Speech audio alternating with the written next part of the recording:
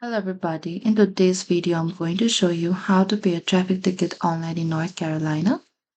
Firstly, open any of the web browser. In the top there's this address bar, type down nccodes.gov and enter it. And once inside this homepage of North Carolina, in the top there's this services here, select there. And from here you need to select this portal search or pay. So over here scroll a bit down and select this make payments. From here, you need to select the search type for the citation number or any of the mentioned here and search by the criteria and select the submit. And after that, the system will show whether your ticket is eligible for online payment. And you can follow the instruction to pay and save your confirmation.